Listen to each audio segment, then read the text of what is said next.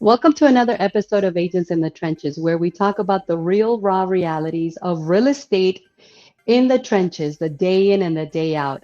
If you've ever thought about how am I going to run balance in my life, especially if you are a woman entrepreneur, business leader that is in the real estate arena, leading teams, leading events, leading the organization, but you also have the responsibilities of being a mommypreneur, well, then you're going to want to stay tuned and just hang out with us because today I have a wonderful guest. And let me give you a little bit of a story time, right? I love story times, especially because we get to get the inside scoop on how things really come together. And I walk into our first day of our Cabo mastermind, which was incredible. And there is this powerhouse woman on stage speaking. And the first thing that my husband tells me is, you got to listen to her. She's doing what you're doing, and she's from Colombia too. And that's all it took for me to sit down, stay quiet, and just observe how she has positioned herself in her market. Now, let me tell you, when you surround yourself with high level players, the conversation changes, it shifts. So if you're watching us live right now, I want you to give us a hashtag live. And if you're watching us on replay, I want you to show us a hashtag replay. Share this with everyone you know. Put it on your profile because there's thousands and thousands of women out there, men out there that are leading from the front, like my guest is. And we are going to get into the behind the scenes, the inside scoop of what does it really look like? Because we all see the glory, but as I always say, there is a story to be told.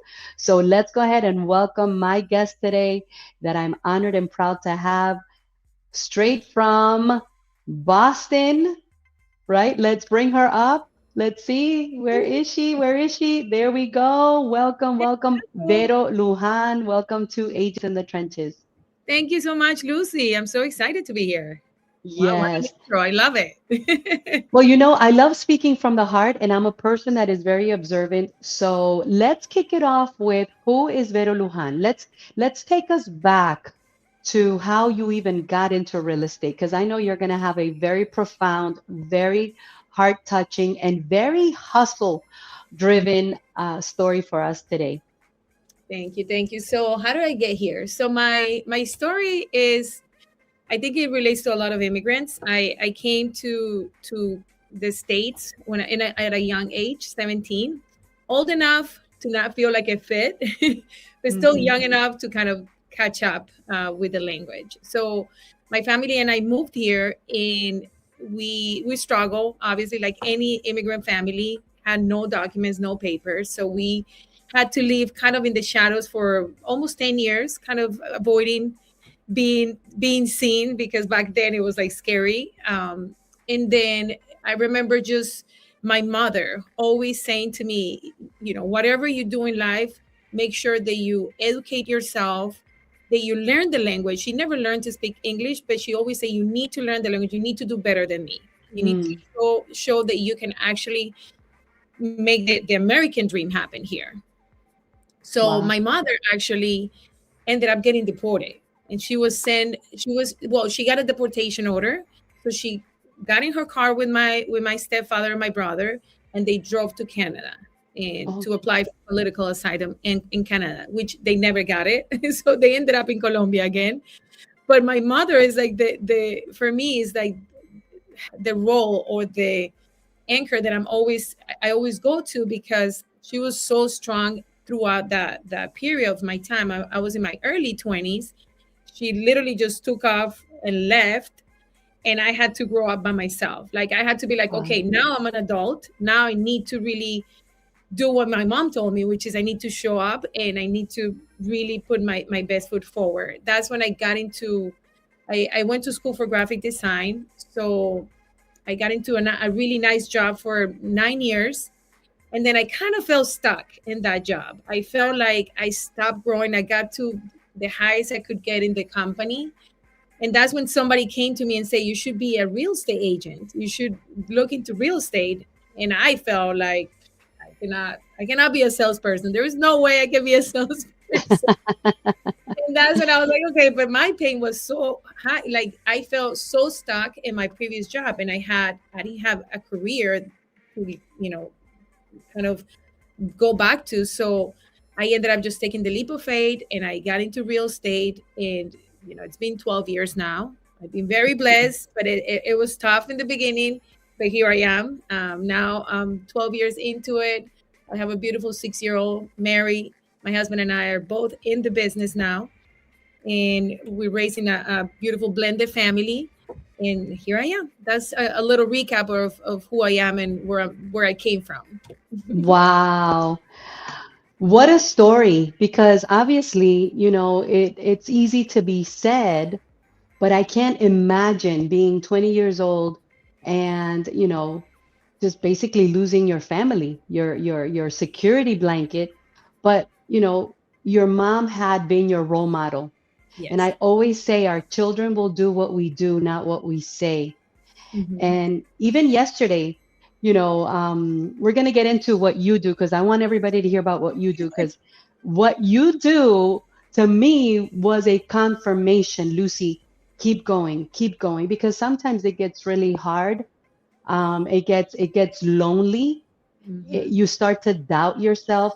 So let's talk a little bit about your early days in real estate because you just said something that I think everyone needs to hear. And if you guys are watching this live, please hit share, ask questions because we're going to get real raw today. I think we are living in a day and age in real estate where people need to hear that it's supposed to be hard, Right. but there's hope at the end. So take us through the hard parts of getting into real estate at the beginning because we're living a very challenging market, Hmm. especially, I don't know if everywhere, but in our area.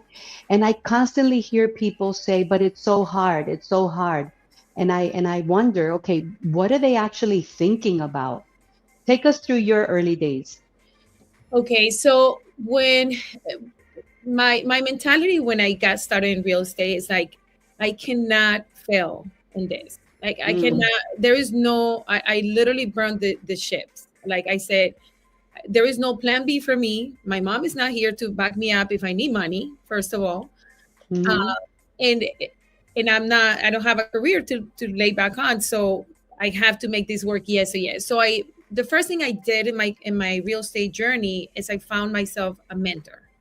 I found somebody who had figured out, who had helped me put a plan together. Okay, so what are the next 6 months are going to look like?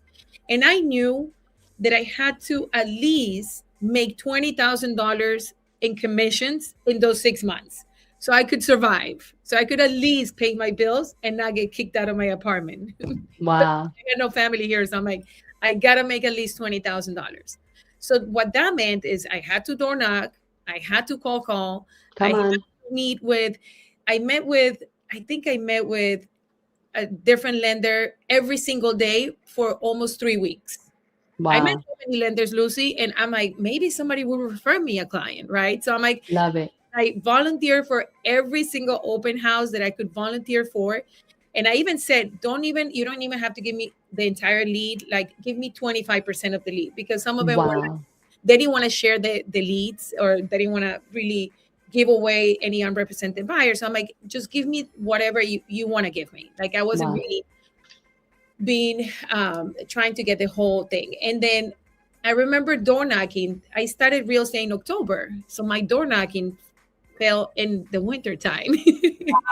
So I would have my coat, my boots, my hat, everything on, and I would just go on and I would door knock the neighborhoods that were around my house. I used to live in Randolph, so close to Brockton. So I had to, and Randolph and Brockton is an area here, the South Shore. It's not the safest area. So I'm like, I don't care. It was just me, but I'm like, I don't care. And I would Wow. just go. And sometimes I would even pray a little bit that people don't open the door because I was so embarrassed of what to say. I was like, whatever it takes, I'm going to do it. And I remember my first deal came from not even an open house. So I helped this gentleman list the property. The property was upside down. He couldn't sell it because he was going to go on short sale. He owed too Mm, much. And I didn't know that because I didn't pre-qual him, so I didn't know. I had no idea, right? But I'm like, I had a listing. That listing opportunity, they didn't get me the listing sold, but it got me a buyer from it. It Okay. was my listing. So I took that buyer to see two other bank-owned properties for like $200,000, and he ended up making an offer on one of the properties. So I started like adding my cents, right? So that I knew that what that commission was going to be like $6,000. So I was like, okay, I need to do this three more times in 6 months for me to get to my $20,000 goal. Wow. I think because I was so um, focused on my activities, like I was constantly like, I just have to continue doing my door knocking, continue doing my lender. I didn't get any business from that, but I got business from other sources that I didn't really expect. Yes. People calling me, hey, I'm thinking about buying a house. Yes. And the efforts didn't come from that specific activity, but it came from the efforts. Yes. And then I actually hit my goal. I actually got to almost $26,000 within 4 months. Wow. Made it in real estate. I made it. That's it. So let's break that down because I'm very intentionally listening to you. And you said I found a mentor. Yes. I knew I had to close at least $20,000 um, in 6 months to be able to survive. So I found a mentor. I started working, leads, calling leads, open houses, basically volunteering for open houses, door knocking. Tell us how you would push yourself beyond your own limits each day, because I'm convinced agents don't need more information. They don't need more training. They know exactly what to do, but they're not able to find the way to push themselves beyond their own mental, emotional, or psychological limitations. How would you push yourself? Do you recall?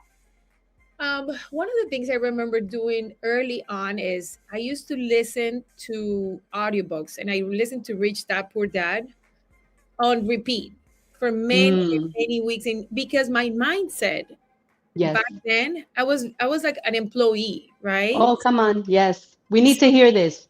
Everybody listen up. We need to hear this. So I needed to switch my mindset from an employee to now I'm a business owner, right? Because when we get into real estate, sometimes we think because we have all this flexible time, all these hours, all this opening in our daily, that I could just treat it like I could just do it whenever I want. Hmm. So by listening, and instead of listening to music, I listened to my audiobooks. So that was one of my important um, decisions, just listening to this book on repeat.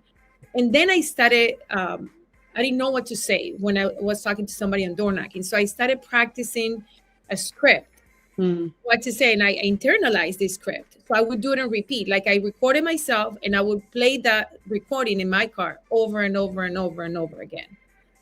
And one of the things my mentor taught me was you need to time block your week of what's going to be your daily activities.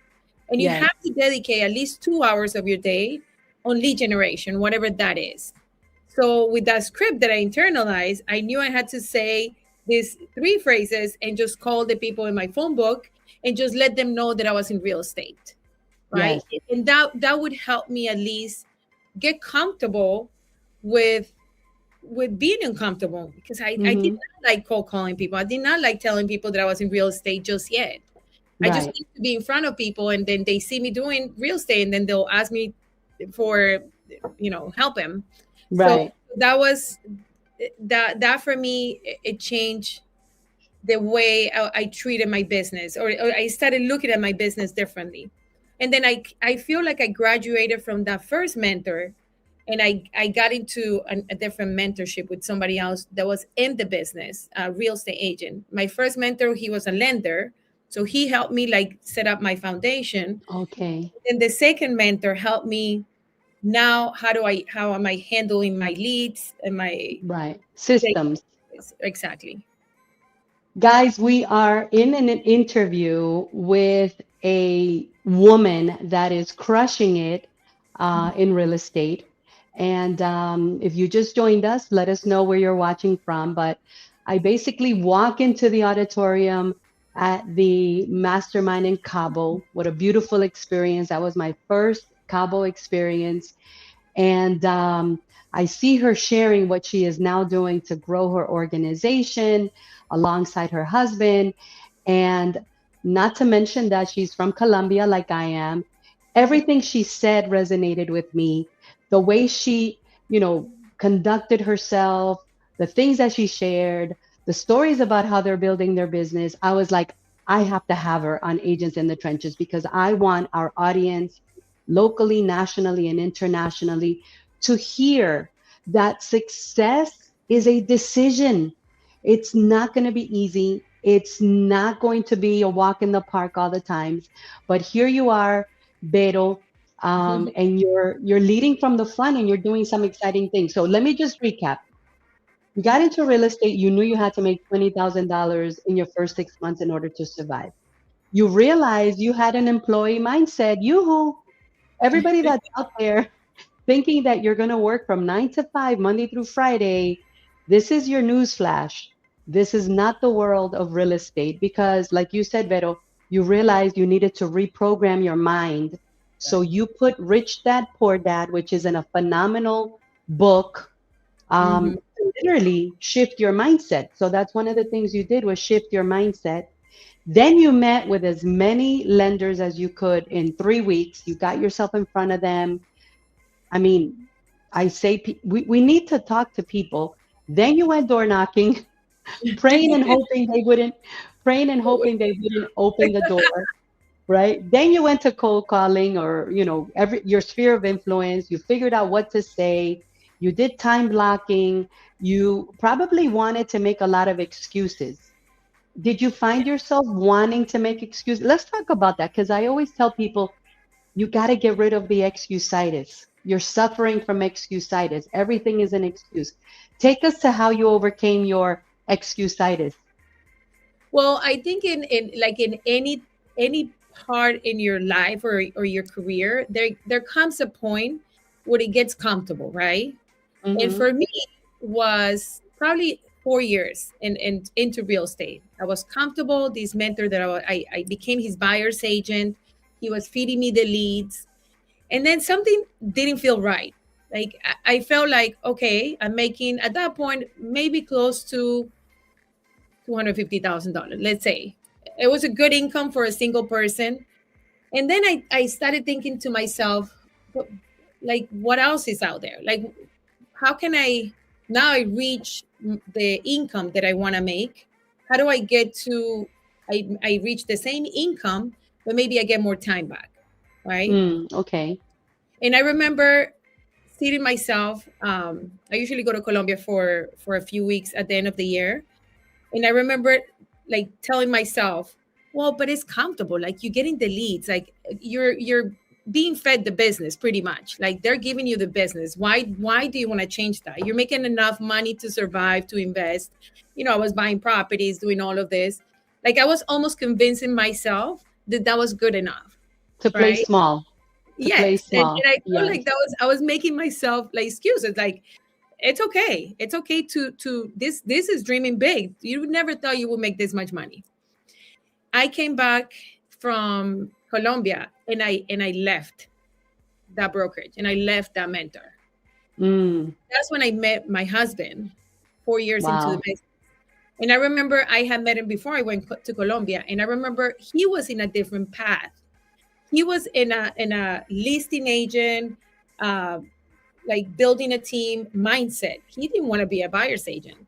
He wanted to be on the Okay. other side of the business. And he was like that from day one. Like he trained himself to be on the listing side from day one. I didn't. Like I was a buyer's agent for a long time.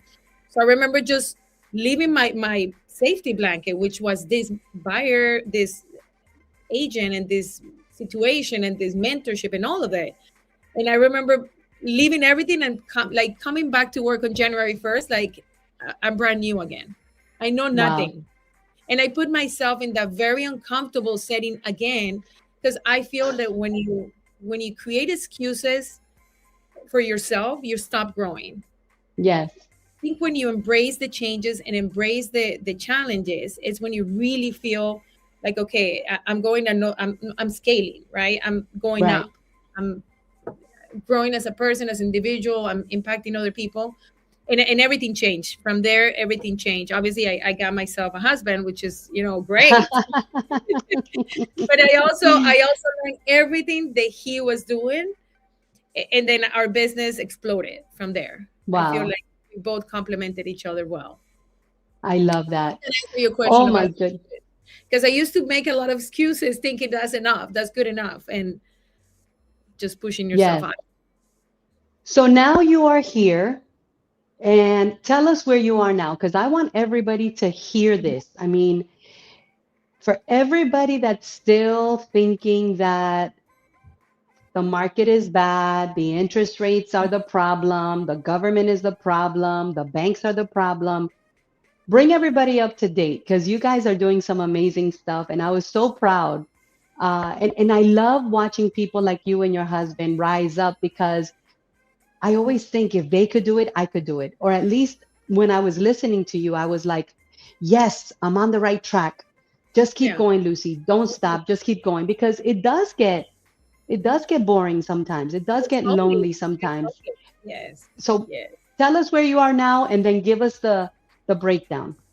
So right now we are, so we joined EXP and we have grown our team. So our once Will and I joined forces, we wanted to build a team. We wanted to open up our own brokerage. That was our goal, right? We're going to open up our own brokerage.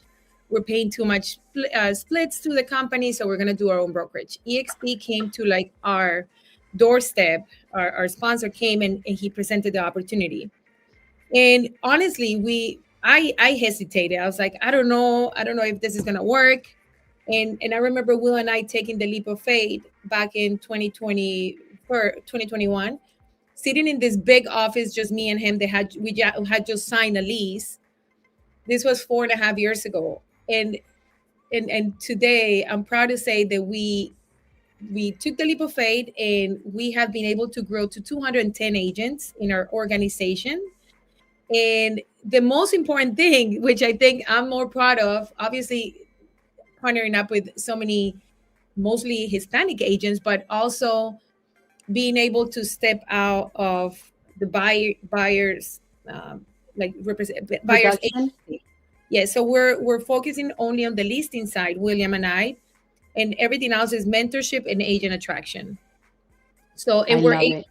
to leverage everything out in our business and keep it very, very focused on the listing side. So that allows us to grow more on the agent attraction side. And it's been incredible because one of the things that we've wanted to do, like we just had an event last week. It was 200 agents that came to this event, agents from other brokerages, and and we were like, okay, this is exactly why we started this path, so we could impact nonprofits. We had a couple nonprofits that benefited from this event. So having the nonprofit benefit from it, but also agents benefit from the knowledge that all these agents on stage were bringing. So yeah, so that's where we are right now. Wow. Just And push. you are in Boston, right? For everyone that's watching, you're in Boston. Yeah. So the weather is not always friendly for you to be able to be out there doing real estate. So there are snowstorms and it gets cold. And I mean, you only have how many months out of the year to really have a nice weather to do real estate? Like six, Um, 4? well, I think you could do real estate every. I think there is an opportunity every day of the year. And I think Massachusetts is a great market, but I think again the mindset. Right. If you're talking about weather, like maybe 4 or 5 months that we're going to be Yeah. outside in the weather, but I think we had a great December, we had a great January, we had a great February. So and we're leading into the spring. I think this spring it's getting like it started even earlier than usual. I feel like a Wow. lot of people are selling sooner, so I think it's going to be a great year, to be honest. So let's take a quick pivot because in between doing all of this, you are a mom. So for everyone that has children out there and everyone that feels like I can't do real estate, 100%. I can't succeed. I can't go to the next level because I have children. I got to do this. I got to do that. I got to do everything that moms do, right? Or wives do, or, everything that we feel that needs to get done in the home. And, or for people that say, I don't have enough time. Tell us how you have found your path into juggling multiple responsibilities in and out of the business. Well, I think a lot of people, you know, one of the biggest lies we've been told is that there is a perfect balance of being a mom Mm, and a business owner. Like you can be 100% mom, 100% business owner, all at the same time. But that doesn't really exist. I feel what actually exists is seasons in your life. yes, Sometimes I'm I fully agree. in mom mode, like school drop offs. Like I, that's not negotiable. I drop her off every morning, pick her up every afternoon, homework, just being present. And then there's just some days that I'm full business mode and it's all business, right? Hmm. And I have to like learn that it's okay to be, there is not going to be the perfect balance between both of those things, as long as when I'm doing either or, I'm fully in engaged and present. Focus, right. Yes, exactly. And So so, that, yeah. so for everyone that's watching, right? So you just said, I want to reiterate, stop looking for the balance. Hmm. You just have to find a way to manage both and be present, right? Now, did you ever find yourself having remorse when you couldn't be there with your baby? Did you ever feel regret, or was it actually your motivator? How did you handle that part?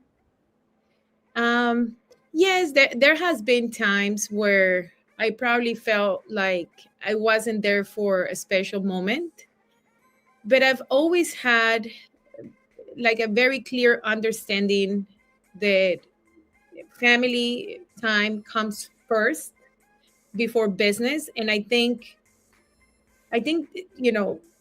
they're little for I feel like it's 12 years that they're little and they want to be with you. After a while they don't want to Hmm. be with you, they want to just do their own Right, thing. But there is only this time in their lives where you're their hero, right?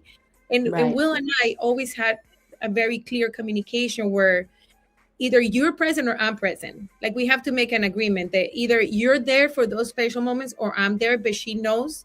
And the other kids, they know that we're there. One of the things right. that I remember when I met Will, um, I remember one of the things our coach, we had a coach in our office and she didn't have any kids. And I remember she said something to us along the lines, we didn't have a baby yet. So she said to Will, well, you have to do it for your kids. You have to sacrifice the school drop-offs, the school pickups. So you could call earlier. So she said that to him. And at that moment, like I wasn't a mom, but I felt like, well, you can't really make up those times.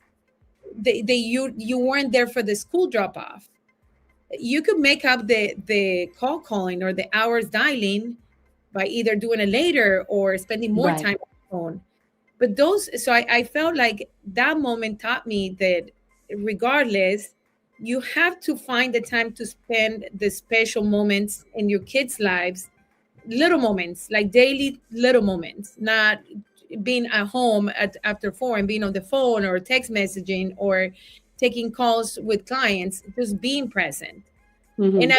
I have to say, I've been really good about that for the most part. But it's always obviously in the back of your mind. There is always like, oh, I could be there a little bit more, or I could be more present. So it's just a daily reminder. Just make sure that you show up in spend the quality time with the kids.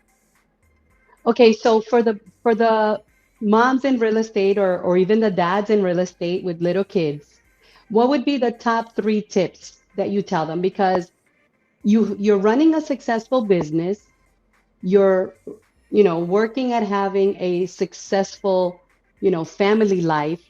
What are those three main things that you would tell someone? Listen, this is what I recommend that you do or focus on, or this is how I recommend you do this, right? Because a lot of times, quantity doesn't mean quality, Mm-hmm. whether we're the kids or at the, being busy or being.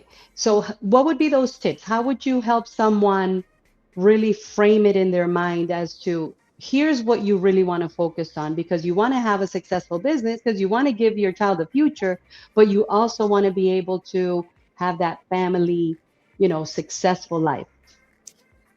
So I would say, like, make sure your calendar, and I said this in Cabo, your calendar is bulletproof. Like, you have to time block your week. Ideally, on Sunday night, you should There have you your go.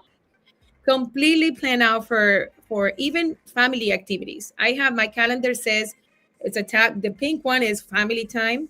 So morning is family time, afternoon is family time, and then try to find a way to invest in real estate. Find a way to invest. It doesn't matter the time of the year. It doesn't matter the time, the rates, the houses, whatever it is. Try to find yourself investing in real estate early in your career when you're able to actually buy a property, multifamily or investment home, ideally first. So use that on your advantage. We sell real estate. We should own real estate. So that's one thing that my husband and I do every single year. We buy a property, regardless. Hmm. Every single year we buy a property so we could use it for tax purposes and a bunch of stuff. And then find yourself a mentor. If you are in a situation where you're like, well, I know everything about real estate, I've been in the business for 15 years, I guarantee you there's something that you don't know, that somebody else knows Right. and does better than you. So Will and I are always in this hunt. It's like right now we're AI. Like, who's going to be our AI coach? Because Mm. we're Yes. Come in an on. era of AI is going to take over. So if we're not getting on that wave, we're going to be left behind. Of So, course. so those would be my three things: like invest in real estate, time block your weekly activities, including family time and obviously lead generation and everything in business, and then find yourself a mentor or something that you're not good at yet and master it. So there's one question here that I want to ask you, and I want you to speak to us very clearly, right? Like at a third grade level. Being a mom, having a small child, obviously, we all go through the seasons of being a mom, right? First, we are pregnant, and then the baby comes, and then, was there ever moments, or are there ever moments that you feel guilty about something? And how do you handle that guilt? Because I'm a mom and I know how I've handled it, but I'm curious, how have you handled those moments that maybe you feel, have you ever felt guilt or you just know, okay, I have to be a mom, but I have to run a business and my calendar is the one that's going to tell me what I have to do when I have to do it. And I just got to stay focused. How do you handle the guilt part? Um, how do I handle the guilt part? I think I have really like grown conversations with my daughter. Like, we this morning, for example, we were talking about we want to move to a warmer place eventually. In her little mind, 6-year-old mind, she's like, well, why are you taking me out of my house? Why are you moving me across country? And I said, well, that's not what I'm doing. I'm just saying we're going to look for something better. So I try to spend like the little times I have with her, like mornings, it's going to be quality time. So not quantity, but Mm, quality time. okay. That honestly has helped me feel like I'm doing this for a bigger purpose, which is to teach her, because kids see what you're doing. Like, they learn Right. from what you're doing. They don't learn from what you're saying, like you were saying Yes. earlier. So I try to teach her that this path that we're taking, or like, for example, last week we had 3 events back to back, so I wasn't home any day of the week early. Like, I got home and she was sleeping. I had mom guilt. Mm, Make sure that on Saturday and Sunday it was my day with her. We're gonna spend the day together. We're gonna talk. We're gonna chat. We're gonna laugh. We're gonna okay. play Lego. I'm gonna make it up, because I know that way I'm still connected to her. So it's Right. okay sometimes to be like, oh, but I'm not spending the quality time that I'm used to spending with my kids or with my daughter. But I'm gonna make it up in some degree. But make sure that you find time to make it up, because I had the decision to make on Saturday that I could have gone to a listing appointment, and I said no to that. Okay. You have to have a clear like boundaries where it starts and where it stops. Because in this business, I met with somebody yesterday. He's like, I work 7 days a week. Mm, I was like, oh my god, here comes the burnout. right? Like you have Yeah. to find a time and limits and boundaries in your time and your day, regardless of where you are in your career, where it's family time, where it's time blocking your family one-on-one time. So that has helped me tremendously to avoid having the mom guilt, like, continuously. So, so what you're basically saying is because we are emotional creatures, it's normal to feel guilt, right? Absolutely. But Absolutely. then you make your daughter part of what you're doing, and I'm sure she understands what you do. And do you tell her that you're doing this to build a future for her? Do you paint a future based on what you're doing? Is she part of your business? Do you involve Yes. her so So that she can understand, you know what? I know my mom is sacrificing now because she's building something for us. How do you maneuver that part? it's funny because my husband and I, we own three multifamily homes here in Massachusetts. So one of the things I do with her on a regular basis is like we're gonna go and pick up the coins for the laundry machines. Okay. I could send somebody to do this, but I'm like, we're gonna, and I go with her. We're gonna do a play day Mm. after, but before we do that, we gotta earn it, right? So we go and we do a walkthrough through the properties, and I point out, what do you think this house needs? And we do a we make a I list. love that. And I said to her, when you're older, you're gonna be in the same situation than I am, where you're gonna. And I always say, do you know this house is yours too? These people Mm. rent from you, and they pay us every month to live here. And I so, love that. and she's only, this has been since she's been 4 and 5. So in her mind, she's like, oh, that makes sense. So, and then I go pick up the coins because the coins is tangible, right? So I said, this is the Right. money that we're collecting. We're going to put it in the bank and we're going to invest it again so we can continue doing that. And then I said, with this money, we get to go to Costa Rica. She's been asking me to go to Costa Rica for the longest time, even this morning. And I say, if we continue doing this and showing up every month, making lists of repairs, we get to go to Costa Rica. So that way I could at least show her, like, I can't take her to a listing appointment with me, but I can take her to the walkthroughs of the properties that we own. So she sees and she points out, it's cute because now she points out at things that she's like, oh, that deck needs a little bit of paint. And I say, yeah, I'm gonna make a list for the springtime to get somebody to paint it. So it's Wow. actually really, really cool to I see. love that. So you're basically instilling in her, you're being her role model as to what it could look like for her in the future. Yes, And you are, you know, instilling in her a entrepreneurial spirit, you absolutely. know. Yeah. I remember when my children were small, the first reason that I wanted to make it in real estate was because I said I never wanted my children working for somebody else that was going to mistreat them, that was going to, you know, take advantage of them, that was going to do them wrong. Right. I always said I don't want my children to have to go work for anybody else. And I was like so broke back then. And that was my first motivator. So, you know, I understand what you're saying, but I also love what you're saying because I think it's so important for us to, and you said you started at 4 years old. You know, at 4 years old, um, she was already understanding the concept of, I'm going to have a future. I'm going Yes. to have a future, and it doesn't have to look like the statistics. You know, go get a job with somebody else, go work with somebody else, go, you know, get one of those jobs that lead to nowhere, Right. because you already make her part of a future that actually I'm sure makes her proud. What does she say when she picks up the coins and she looks at the properties? And I think Gets that's so so beautiful. excited. She gets so excited because usually it's a lot of coins. So she's like, "What are we gonna do with all this money?" So I usually gave her like a little bit of the coins, and I say, "You could put it in your little piggy bank, and you could make a." And she has a little piggy bank, and we have an agreement that is not to go and buy snacks.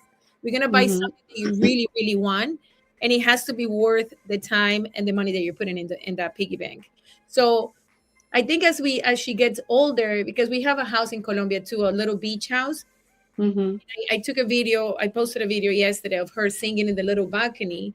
So Uh, I show her reminders of that. This is what life should be like, for yes, you to own your own property, so you could go on vacation in them.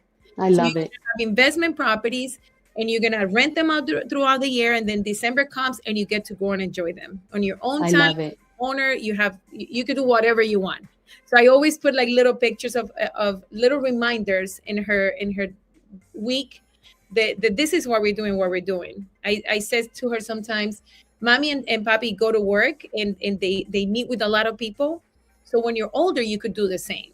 And you could buy a lot of properties, you could have a lot of passive income, so you could do the things that you really love. So right from there, I want to ask you a $1 million question. Would you say there's ever too much sacrifice that you have paid to be able to offer and provide these life-changing experiences for your personal life? Um, I think I don't know. I feel I've been blessed because the sacrifices I had to make earlier in my career and my life, I think are worth everything where I'm at today. Right. I'm able to provide for my mom. I'm able to provide for my brother. Um, I'm able to have a very, very comfortable life and continue helping people. So I think the sacrifices that my 17, 20-year-old self will be very, very proud of me today if she saw me, and she would not even believe it, but she would be very proud of everything we had to do early on to get where we are, for sure. Wow. And you know what? Like that's, I mean, I don't think there's any sacrifice that's too much to build a compelling future for your children and your children's children. Yes. Because the way that I think about it is, listen, if I don't do this, then who will? If I don't open the doors to a bright future for my children and my children's children, then who's going to do it? Right. And at the end of the day, what is the flip side? Was the You alternative. know, what's the, so let me ask you that. What would be the alternative if you didn't go through a little bit of, or a lot of the sacrifice and a lot of the emotional, feelings that we have as a mom, right? Because we're the nurturers, we're the ones that, our heart pulls. What would be the alternative? I mean, like I remember when I got my first job. My first job was at Dunkin' Donuts, and I loved it, Lucy. I loved that job. Let me tell you, Uh-huh. I made like $400, $500 a week, and I remember telling my mom I want to drop out of school just so I could do that job full time. And she looked at me and she said, because I didn't graduate, I did my GED. I didn't graduate from high school because I was much older, and I refused to graduate. And my mom Mhm. was like, well, you could stay there if you want, but you got to finish, you got to do your GED, and you have to study for at least 3 years something, a technical school, a vocational school. And I'm so glad that my mom pushed me for that. But because imagine me working at a Dunkin' Donuts for God knows how long, that's where that would probably be my alternative right now. I would probably be somebody who didn't really reach out for the opportunities. So I can't even imagine. I can't even imagine. Right. And there's always a price. I mean, I tell people all the time, listen, there's always a price, right? Everything that is worthwhile in life is going to have a price. And if you don't pay the price up front, you're going to pay the price on the back end. I can't. And if you just decide to live a comfortable life and never pay the price, your children are going to pay the price, or Exactly. your grandchildren are going to, somebody is going to pay the price. What would you say to someone or the agents that are watching? We've got people watching. I think I just saw someone from Portugal watching. Um, what would you say to an agent that feels that they're sacrificing too much to really build a compelling future for their family? Is there any advice you would give? Well, I think trust the process. I think trust the process. Keep the why and the goal at a close mind. One thing I do every year is I do a vision board for 1 year, 3 years, and 5 years. Mm, Keep looking at that. Like what's your why? Why you want to get there? Um, Even if you have no children, I mean, there has to be something that pushes you hard enough to get to where you want to be. Like I look at my vision board year after year, and I'm like, I accomplished almost everything that I put there. wow. Almost everything that I put there, it happens because I'm constantly um, putting myself in situations. I think one of the things you have to do, and I don't know if you know this, but one of the things on my vision board was to be a public speaker, like to be in a public setting.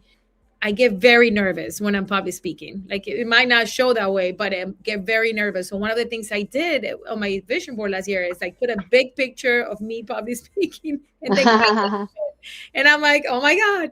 So it's worth it, because once you start, you discover a different side of yourself that it was always there, but you didn't push it hard enough to let it out. Yes. So I think it's important to trust the process, and it will be well worth it for sure. So let me ask you another question that I have here that I think is really powerful. Is it possible to have it all and still have family balance, peace, joy? Do you feel that it is possible to have it all? It is possible. Yes, 100%. It is possible. Um, One of the things I love to do for myself, because you could get lost in the in the grind, is Hmm. time for yourself. Like take care of your mind. Like your mind Yes, is a powerful asset. So make sure you're constantly feeding your mind. You could get lost in just being a mom. You could get lost in just being an agent. But there is a human in there. There is a self. There is somebody in there that also needs to be fed every day. So yes. I do daily reading, meditation, workout. Like I do things for myself before I even help anybody else in my life, I and that love it. keeps me going. So I you're love it. good inside. I love it, Vero. I love it. I love it. I love it. Everything you say sounds like music to my ears. Let's talk for the next couple of minutes that we have left. You started something that brought you before a lot of agents, and that's how your agent attraction, I believe, really took off. Tell us about what you guys have been doing, how long you've been doing it, and break it down for us, because that was the part that really inspired me and confirmed that I'm on the right track. I just got to keep going. So tell us about what you guys are currently doing. So we the way we took agent attraction focus was very different than a lot of people in the company. Like our sponsor, he grew like nationally. We focus locally because we had really good relationships with local agents from working in the business for many years. So we just started reaching out to like agents that we knew they looked like us, like our avatar, like they sounded like us, looked like us, because it was easier, right? Like our Hmm. Spanish, co-agents or whatever. And I remember our first agent, brand new agent, joined, and I remember seeing our first revenue check. It was $1.87, and I was like, "Oh my God, we were so excited! This thing works, right?" And then we obviously with coaching and mentorship, we decided that our approach was going to be through lunch and learns. Like that's how we were going to grow our revenue share, just providing value. That's it. We were not going to just be recruiting people. We were going to be providing value, bringing speakers, sharing what we know, how our journey has been, opening up our playbooks to everybody who wants to be part of this group. So we're proud to say that where we are now. So we do weekly lunch and learns. They get run here in our office. We had like a whole building. So we have a top office where we do all of our in-person trainings, also in Zoom. And our partner agents are also doing the same in their own branches, like their own locations here in Massachusetts. So that's how like we have been able to organically grow.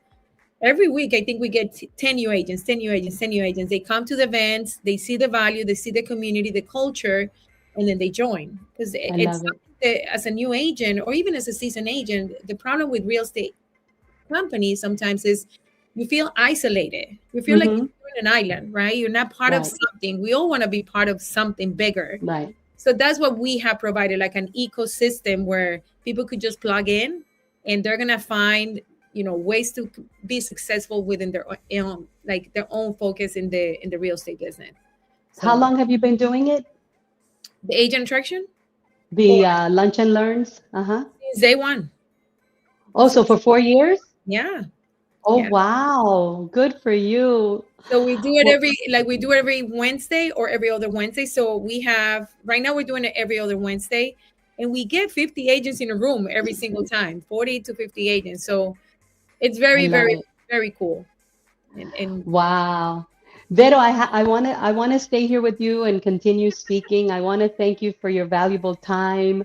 Um, I was so excited to have this moment with you and really get to know you at a deeper level. I can't wait to come and visit you in Massachusetts. I actually met some of the people that are with you guys in Massachusetts, and so I have some friends now there. And I think that this was definitely a divine connection.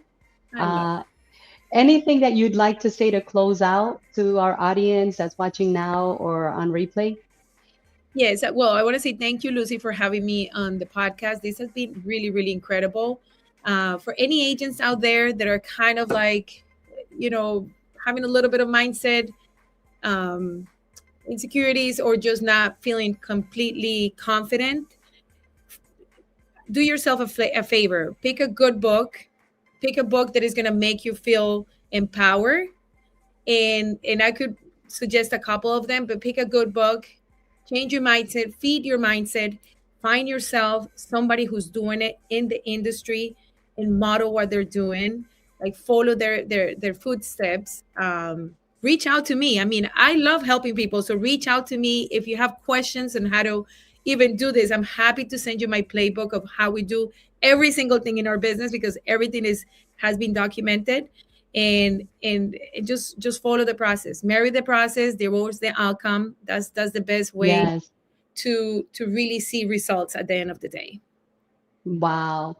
Well, guys, you heard it straight from the mouth of a master in her craft, someone that started out with the struggles, with the real raw, uncertainties that we all go through, but today is living the life as a mom, as a businesswoman, as a generational wealth builder, which, oh, I love that. And I just want to thank you, Vero.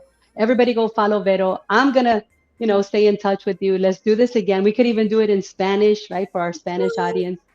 Yes. So thank you so much for joining me. I Thank appreciate your you. time, and I'm super proud that we were able to have this conversation.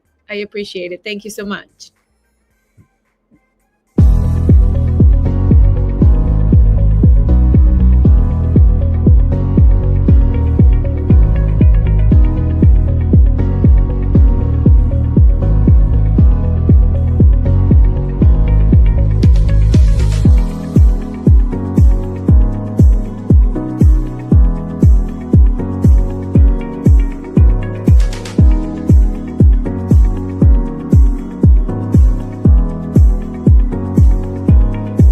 Red Sun Insurance. Dándote el poder de crecer. Red Sun Insurance. RedZoneInsurance.com. Red Zone Insurance tiene increíbles oportunidades de franquicias y queremos compartirlas contigo. Llama al 305-255-1901 y conocerás el camino a emprender tu propio negocio, tu propia franquicia. 305-255-1901. Red